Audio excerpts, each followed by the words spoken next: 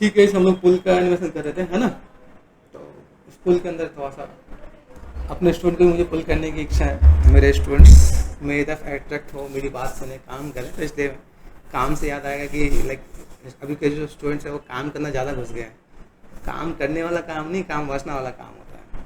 तो ऐसे क्या था, नारद मुनि थे। नारद मुनि को हुआ क्या कि उनके मन में एक इच्छा जागी कि क्या हुआ कि विष्णु जी ने उन्होंने एक ऐसा जगह बना दिया, एक ऐसा देश बना दिया, एक राजा बना दिया, उनकी एक पुत्री बना दी। पुत्री में माता लक्ष्मी को एक रूप दे के भेजा। अब उनको पता चला तो क्या हुआ कि नारद जी ने एक बार ना तपस्या कर रहे थे। नारद जी तपस्या कर रहे थे, तो नारद जी जब तपस्या करने लगे तो इंद्र जो है, देव जो है था ना कि भाई इंद्र है, उन्हें बड़ा शक या शंका हो जाती है, भाई ये तपस्या करके मेरा राजगद्दी ना छीन ले। ये तो फैक्ट है ना कि जो जिसके राजगद्दी में जो लोग होते हैं ना, जो जिस पोस्ट को, तो अपने पोस्ट का बड़ा डर रहता है, इसलिए नीचे वाले लोग ज़्यादा सुखी होते हैं। नहीं हम लोग भाई जैसे ठीक है।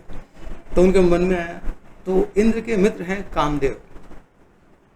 कामदेव का क्या पार्ट है। अभी क्या हुआ, इंद्र ने कहा भाई जाओ उनमें काम वासना जगाओ, जिससे वो अपना व्रत तपस्या छोड़ के निकले। तो कामदेव पहुँचे। कामदेव का तो मतलब ऐसा है कि भाई बिना हथियार के कुछ चले गए, तो उन्होंने बाण चलाया और एक्टिव हो गए। तो नारद जी कहें अरे वाह। तो उन्होंने नारद जी को प्रणाम किया, नमस्कार किया। तो नारद जी को याद आया भाई ये कामदेव वही कामदेव है जिन्होंने शिव जी पे लाइक उन्होंने धनुष बाण चलाया था। तो शिव जी ने क्रोध में आके उनको भस्म कर दिया था। मैं तो काम और क्रोध दोनों पे विजय हो गया हूँ, मैंने क्रोध भी नहीं किया। तो उनमें मन में आया कि भाई चलो मैंने क्रोध नहीं किया, ठीक है। उनका नमस्कार स्वीकार करके चले गए। अब उनमें बैठा अहंकार, जैसे हमारे स्टूडेंट होते हैं ना, अहंकार आ जाता है, हम लोग ज़्यादा जानते हैं, हम लोग को ज़्यादा कुछ आता है, हम लोग ये हैं, हम लोग वो हैं। अहंकार जाग गया। अभी अहंकार जागने के बाद हुआ क्या, वो सीधे सीधे पहुँचे महादेव के पास। और जब जागता है तो क्या होता है, महादेव जी आप पे कामदेव ने अपना बाण चलाया था तो आप क्रोधित हो गए थे। मैं तो अपना काम और क्रोध भी नहीं, मतलब मैंने दोनों पे कंट्रोल कर लिया। मुझ पे बाण भी चलाया, मुझे कुछ हुआ भी नहीं, और मैं गुस्सा भी नहीं हुआ, मतलब मैंने काम और क्रोध दोनों पे विजय कर लिया। शिव जी मुस्कुराए और उन्होंने कहा ठीक है ये बात तो मुझे बताई, ठीक है, विष्णु जी को मत बताना क्योंकि तुम विष्णु जी को ज़्यादा मानते हो। तो अभी उनके अंदर अहंकार था। अभी अहंकार आया तो करे क्या। तो उन्होंने कहा नहीं यार। वहाँ से शिव जी के पास निकला, हाँ मैं नहीं बोलूँगा, फिर सीधे कहाँ पहुँचे, विष्णु जी के पास। अभी जैसे तुम्हें से किसी को कोई बात बोली जाती है, खुशी ये बात किसी को मत बताइए, तो खुशी क्लास से बाहर निकल के क्या बोलेगी, अरे यार जिसको नहीं बताऊँ उसे बताऊँगी। अच्छा मुझे ये बात बोलिए बताने के लिए, नहीं बताना है। तो पहला काम यही होता है कि जो चीज़ आप बोलो ना ये नहीं बताना है, वो पहले बता रहे होते हैं। ये सिचुएशन है। तो नारद जी का भी हाल वही है। पहुँचे वो विष्णु जी के पास। अभी विष्णु जी के पास पहुँचने से पहले वो एक जगह पे हो गया, जो जगह बनाई थी ना, वहाँ पे एक सुंदर सी कन्या थी जिसका स्वयंवर हो रहा था। अभी काम जाग चुका है तो भाई वो लड़की पसंद आ गई है। नारायण मतलब अगर देखो तो सिंपल से जो मुनिवर थे उन सब इन सब चीज़ त्याग कर चुके थे, भाई शादी नहीं कर रहे, लेकिन जब काम जागता है तो पहुँच जाते हैं। अभी इतनी सुंदर कन्या, सोचा कि भाई ये इतनी बड़ी मोहनी है, मतलब मोहनी समझते ना कि जो इनको देख के मन मोह जाए, इससे सुंदर कोई नहीं। इतनी बड़ी मोहनी है तो हम क्या करें, क्या कि अभी विष्णु जी अपने आप में बड़े सुंदर हैं, तो मैं उनसे जाके उनका फेस उधार मांग लेता हूँ। फेस उधार मतलब ऐसे कैसे होता है कि भाई जैसे भी आज के टाइम में कैसा है कि भाई फेस का मास्क बन जाता है, बिल्कुल एज इट इज़ आप लगोगे, दूसरे का फेस एज इट इज़ आप लग जाता है। ये तो मास्क की दुनिया है। वहाँ पे तो स्वयं विष्णु जी से मांगने चले गए तो बताया कि विष्णु जी ऐसा ऐसा है। तो पहले तो उन्होंने ये बताया कि भाई मेरे साथ ऐसा हुआ, मेरे काम कर तो मेरा हो गया। फिर कहा विष्णु जी मुझे ना एक दिन के लिए आप अपना फेस उधार में दे दीजिए। तो विष्णु जी कहा क्या करोगे। विष्णु जी को पता था कि भाई इनमें अभी अहंकार आ गया, अहंकार तो तोड़ना पड़ेगा, क्योंकि अहंकार तोड़े बिना वो सही हो ही नहीं सकता। तो उन्होंने कहा कि चलो एक काम करो, आप मुझे अपना फेस उधार दे दो। तो विष्णु जी का रीजन बताओ, क्योंकि मुझे विवाह करना है। जो मुनि जो इनको विवाह करना ही नहीं था वो विवाह करने पहुंचे थे। ठीक है, उन्होंने कहा ठीक है। तो उन्हीं में से शिव जी के तो गण होते हैं, गण समझते हैं ना, सेवक। अभी फेस उधार लेके पहुँचे वहाँ पे, तो वहाँ पे वो 2 गण थे, वो भी मतलब वेश बदल के आए थे। अरे वाह, इनसे सुंदर तो कोई है ही नहीं। और विष्णु जी ने उन्हें जो फेस दिया था वो दिया था बानर का, हनुमान जैसा ना, अभी हनुमान कहते हैं, बानर का फेस दे दिया था। बानर का भी ऐसा मतलब थोड़ा सा हैवी फेस, जिसमें थोड़ा सा देखने में मतलब लड़की डर जाए, ऐसा फेस दिया। ठीक है, अभी वो दोनों जो शिव के गण थे उन्होंने कहा अरे वाह, इनसे बढ़िया राजा तो कोई दिख नहीं रहा है। अभी फेस का सिचुएशन ऐसा था, वो समझो, सभी लोगों को, जितने भी राजा महाराज आए थे उन सबको नारद मुनि ही दिख रहे थे। जो बानर का फेस जो देखेगा, किसको देखेगा? सिर्फ उस सुंदरी को, उस कन्या को देखेगा। अभी वो तो सोच के, जब विष्णु जी ने मुझे दे दिया इतना अच्छा फेस, तो भाई ये फेस तो कोई रिजेक्ट कर ही नहीं सकता है। जाके सबसे प्रथम श्रेणी, मतलब पहले जाके, पहले चेयर पे जाके बैठ के, कि जब भी वो सुंदरी आएगी तो उसे ज़्यादा आगे नहीं बढ़ना पड़ेगा, मेरे गले पे माला डाल देगी। ठीक, तो वहाँ पे उन्होंने वहाँ बैठ गए। अब पीछे से 2 लोग थे, वो पुल कर रहे हैं, पोस्ट कर रहे हैं, भाई खिंचाना नहीं कर रहे कि भाई ठीक है ऐसा है, तो इनसे सुंदर कोई है नहीं। अब नारद मुनि तो वैसे ही अभी अहंकार में तो बढ़ रहे हैं, अरे वाह मेरी तो तारीफ हो रही है, फिर बढ़ा दिया, अरे इनसे सुंदर तो कोई राजा नहीं है। तो उनके सुनते सुनते उनके मन में इतनी लाइक अहंकार बन के, भाई अब तो सबसे पहले विवाह मेरा होगा। और जो सुंदरी आई तो देख के तो डर गई, तो उस लाइन में नहीं आई। जो उस लाइन में नहीं पहुंची तो दूसरी लाइन में पहुंचे। जो दूसरी लाइन में पहुंचे तो वहाँ पे क्या था कि वहाँ पे राम जी, मतलब विष्णु जी थे, वो भेष बदल के पहुंचे, वो भेष बदल के पहुंचे जो राम बनने वाले थे, वो भेष बदल के पहुंचे। और उस कन्या जो लक्ष्मी जी थी, उस कन्या ने राम जी के इसमें गले में माला डाल दी। अभी वो सरप्राइज, और जब होता है ना काम, अहंकार, क्रोध बढ़ता है, तो वहाँ से क्या वो विवाह करके लेके गए।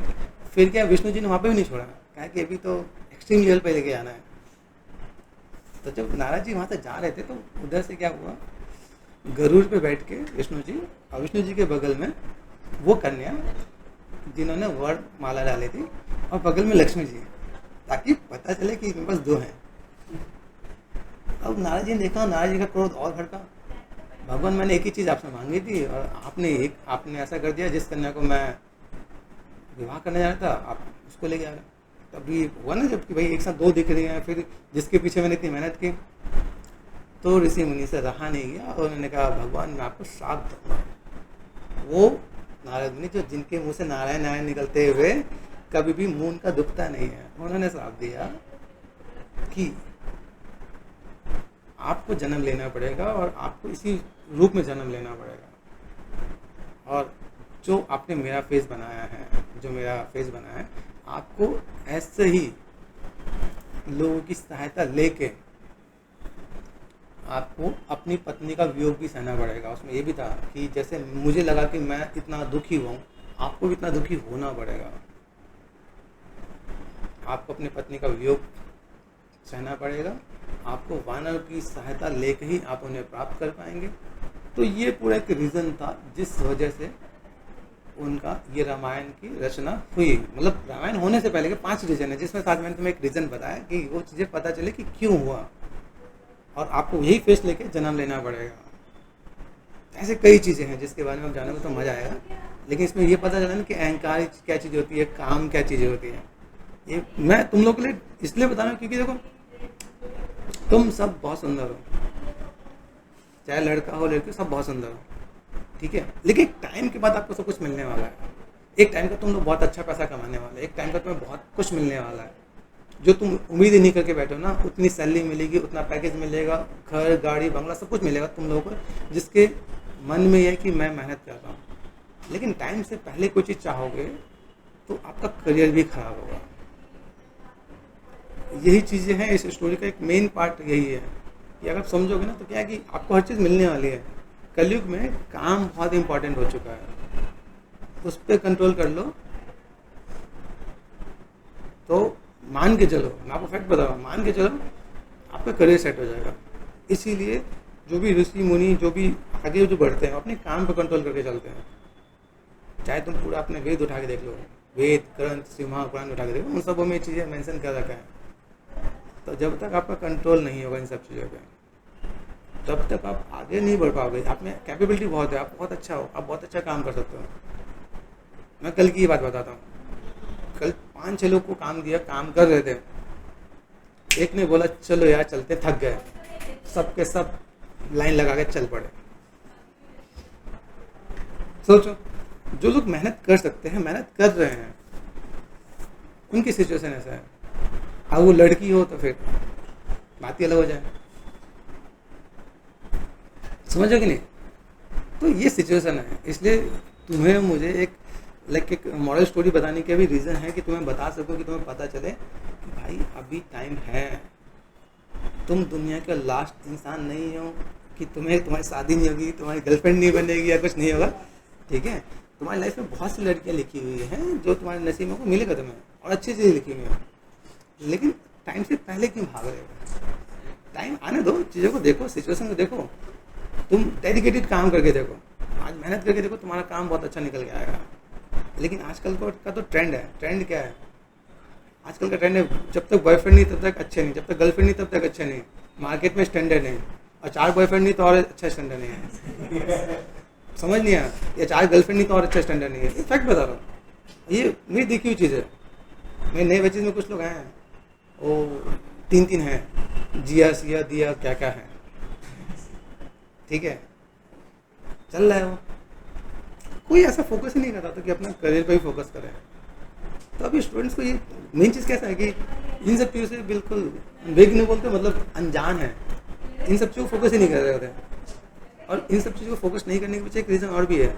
हम लोग उन सब अच्छी चीज़ों से दूर हो चुके हैं जो हमें पहले मिला करता था। जो ज्ञान, जो गुरु, जो संस्कार, जो घर से मिल रहा होता है, गुरु से मिल रहा था, सब कुछ दूर हो चुका है। वो चीज़ें नहीं है। मैं भी तुम लोग अवेयर करने की कोशिश नहीं करता, क्योंकि हो सकता है तुम में से अगर 2, 4, 10, 15 जो भी हैं, किसी एक के भी मन में मेरी बात अगर अंदर घर कर गई, शायद तुम्हारा करियर बन गया। तो मेरा ये बताना, तुम्हें मोटिवेट करना सफल हो जाएगा कि मैं किसी एक बंदे का भी अगर मैं सही ट्रैक पे ला सकूं और सही से काम करा के एक अच्छा करियर बना सकूं, तो मेरे लिए एक बहुत अच्छी बात होगी कि भाई ठीक है, हर गुरु चाहता है कि हमारा शिष्य अच्छा बने, आगे बढ़े और उससे आगे बढ़े। एक पिता और गुरु ही होते हैं जो चाहते हैं कि हमारा स्टूडेंट या मेरा बेटा या मेरे बेटे वो हमसे आगे बढ़े। ये सोचना ज़रूरी होता है, ठीक है। तो इसलिए बताओ, इन 2-3 चीज़ों को अवॉइड करो। अहंकार को अवॉइड करो, काम को अवॉइड करो, ठीक है। क्योंकि ये सब चीज़ें जो आती है ना माइंड में, तो अब आप कुछ कर नहीं पा रहे। तो आप मान के चलो, जिसको पहले प्यार होता है ना, देखो उसको दुनिया में कुछ नहीं दिखाई दे रहा होता है, उसे लग रहा होता है उससे बढ़िया कुछ नहीं है दुनिया में, उससे बढ़िया कोई नहीं है। जिसने 20-25 साल से पाला पोसा ना, वो भी उनका लिए खराब लग रहे होते हैं। माँ बाप का कोई वैल्यू नहीं होता है। आज के टाइम में हम लोग पूछते ना, जैसे कल ऐसे एक डिस्कशन हुआ, एक बैच में डिस्कस कर रहे थे, नया बैच था मेरा, उसमें डिस्कस किया। 5 स्टूडेंट थे, 5 में से बोले कि तुम्हारे लिए कौन जरूरी है, गुरु जरूरी है या मित्र जरूरी है? तो पता है क्या आंसर आया? बताओ क्या आंसर आया होगा? मित्र। यही नहीं समझ में आता, जब तक ज्ञान नहीं आएगा मित्र क्या है? मित्र नहीं बनेंगे, मित्र बनेंगे ना, लेकिन मित्र से इम्पोर्टेंट क्या है? आपके सामने 2 चीज़ें हैं कि गुरु और मित्र, दोनों में से आपका सिलेक्शन किसका करना है, वो आपको चुनना पड़ता है। लेकिन आज के कलयुग के टाइम में मित्र बहुत ज़्यादा जरूरी है, क्योंकि मित्र आपको साथ कहाँ देने वाला है? लड़की भगाने में साथ देगा मित्र, गुरु नहीं देगा। क्यों? गुरु बताएगा बेटा ये गलत है, मित्र कहेगा नहीं नहीं चल हम तेरे साथ चलेंगे, तू जेल में जाएगा तो मैं भी चलूंगा। वो समझ में नहीं आता। इसीलिए अपने साथ ऐसे लोगों को रखना बहुत ज़्यादा जरूरी है जो तुम्हें सच्चाई बता सके, जो तुम्हें ये फैक्ट बता सके कि जिसमें तुम्हें ये समझ में आ जाए कि आपके लिए सही क्या है। अगर आपके लिए कोई कड़वा बोल रहा है तो सोचो उसके पीछे कोई रीज़न है। निंदक को संग रखिए ना, तो निंदक को अपने संग रखोगे ना, तो क्या होगा कि आपका लाइफ सही हो जाएगा। जो आपको क्रिटिक्स दे रहा है, जो आपको बता रहा है, आपको समझा रहा है कि भाई ये चीज़ गलत है, इसको समझ, अपने करियर पे फोकस कर, काम पे फोकस कर, मैनेज कर, आपकी लाइफ सेट हो जाएगी। क्यों बता रहा है? अभी कोई आपको अगर सही बता भी रहा है तो उसके पीछे उसका बेनिफिट क्या है? आज का तो टाइम ही कलयुग क्या है, तो गड्ढे में गिरा, हाँ कूद, हम तेरे साथ हैं, वो ज़्यादा ज़रूरी है। आज के टाइम में क्यों किसी को काम मांगने की नीड है? मैं कल अपने स्टूडेंट से काम मांगता हूँ, काम करके लाओ, क्यों मांगने की नीड है? काम मुझे, वो काम मेरे लिए कर रहे हो, मेरे लिए कुछ काम आएगा? नहीं आने वाला है। तो आपको समझना पड़ेगा कि आपका मोटिव क्या है। बहुत सी चीज़ें हैं, बहुत से काम होते हैं, लेकिन जब तक आप मोटिवेट नहीं होते, जब तक आपका माइंड सेट नहीं होता है, आप सही ट्रैक पर नहीं आते हो, तब तक आप कभी भी कुछ अच्छा नहीं कर पाओगे। भगवान जब जन्म देता है ना किसी को, तो पहले से लिख के भेजता है कि भाई इसका सब कुछ सेट है। आप उसको अलग अलग करने की कोशिश करोगे तो दिक्कत आती है। वो बताते हैं कि भाई ये तुम्हारी लाइन है, इसमें चलना है, लेकिन समझना तुम्हें ज़रूरी है। आज के टाइम तो ऐसा भी है, लड़के इतने डेस्परेट होते हैं, कोई लड़की हाई भी लिख देती है, अरे यार लड़की फ्लैट हो गई मेरे पास। सही मैं बता रहा हूँ, ये आजकल के सिचुएशन ही ऐसा है कि भाई लड़की ने हाई बोल दिया, हल्के सा कुछ मतलब बातचीत कर ली तो भी भाई मेरी तो फंस गई। और है ना, मूवीज़ में दिखा देते हैं हंसी मतलब फंसी, तो लोगों के माइंड में अच्छी चीज़ नहीं आ रही थी कि भाई उसमें ये भी बताया कि भाई अच्छा काम करना है, अपनी काम की चीज़ निकाल लेते हैं, कट करके निकाल लेते हैं, हंसी मतलब फंसी, वो सिचुएशन आ जाती है। तो जब आप ऐसी चीज़ों को अपने माइंड में स्टोर करोगे तो क्या होगा, इस चीज़ को फोकस करोगे। ये इसलिए ज़रूरी है कि आपको थोड़ा सा समझ आना ज़रूरी है। काम करना ज़रूरी है। आप देखो डेडिकेटेड आप बैठो 6 घंटे 8 घंटे बैठ कर काम कर सकते हो, अच्छा काम कर सकते हो, कोई दिक्कत नहीं है। लेकिन जब आपको काम में कोई डिस्टर्बेंस आए, दोस्त ने बोला चल यार चल चाय पीने चलते हैं, चल घूमने चलते हैं, या चल यहाँ चलते हैं। ऑफिस में कैसा होता है, ऑफिस में जब जॉब करते हो या जॉब करोगे इन फ्यूचर, हाँ तो रेगुलर बैठना है, 8 घंटे बैठ के आपको काम करना है, चाय की टेबल भी आएगी, फिर वहाँ दोस्त कहाँ जाएंगे? अच्छी आदत तो नहीं बना रहे हैं। चल लड़की ताड़ने चलते हैं, कॉलेज के पास लड़की बहुत मिलेंगी, तो एक आध लड़की कोई पसंद आ जाए, ऑफर दे दें। अपनी लाइफ में एक लड़की होना चाहिए यार, हमारी कोई गर्लफ्रेंड नहीं है, आता ही नहीं आता, यानी मेरी गर्लफ्रेंड है तो चल यार ठीक है, एक यहाँ पे एक मैं वहाँ पे यूपी में रखूँगा। ये भी है ना, हर एक की बात है ना, नहीं किसी को पर्सनल टारगेट नहीं कर रहा मैं अपने हाँ वह एक सूरत में, एक यूपी में। अभी पता है कल के न्यूज़ में एक ऐसी लेडी पकड़ी गई जिसके 48 हस्बैंड थे, 48 दूल्हे थे। ऐसा न्यूज़ में देखा मैंने कि ऐसा कोई था जिसमें 48 दूल्हे थे, मतलब 48 हस्बैंड थे। अब बताओ, सोच के देखो,